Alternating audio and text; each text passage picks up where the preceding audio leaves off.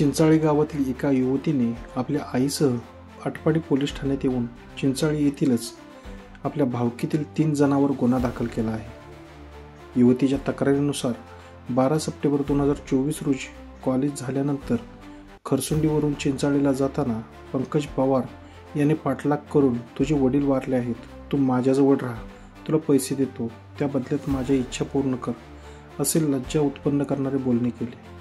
त्यानंतर त्या युवतीने त्याला पाठलाग का करतो असे विचारले असता ही गोष्ट कोणाला सांगितली तर तुला ठार मारेन अशी धमकी दिली।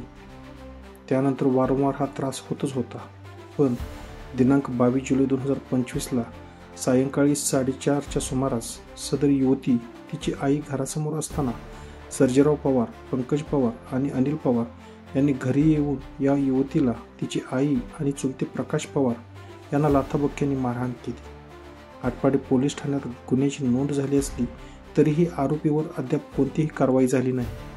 अशा गुन्ह्यात FIR झाल्यानंतर आरोपीवर कारवाई न करण्यामागे पोलिसांची काय भूमिका आहे हे लक्षात येत नाही। काही अघटित घडल्यावरच या प्रकरणात पोलीस लक्ष घालणार का हे कळत नाही।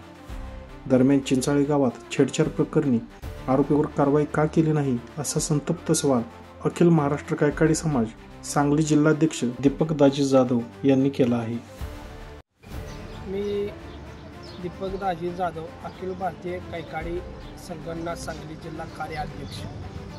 पोलीस प्रशासनाला मी नम्र विनंती करीत आहे, काल चिंचाळे गावामध्ये पवार कुटुंबियावर सर्जेराव पवार, पंकज पवार व अनिल पवार या व्यक्तीने त्या मुलीची छेडछाड काढून तिला मारहाण केली।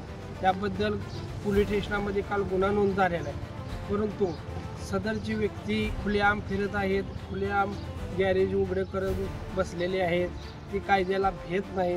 त्यांनी वारंवार त्या कुटुंबावर अन्याय केलेला आहे। त्यांच्यावर पोलीस प्रशासनाने योग्य ती कारवाई तुरंत करावी, अन्यथा आम्हाला काहीतर त्या कुटुंबाला न्याय मिळवून देण्यासाठी मार्ग अवलंबावा लागेल किंवा लोकशाही पद्धतीनं आंदोलन करावं लागेल। पोलीस प्रशासनाला आमची विनंती आहे, सदरचा व्यक्ती हा अतिशय नीच प्रवृत्तीचा आहे।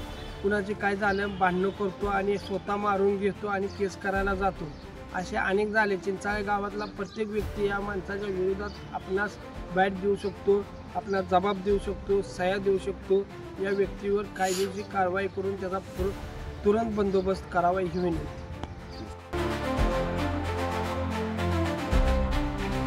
Bureau report, Marathi times.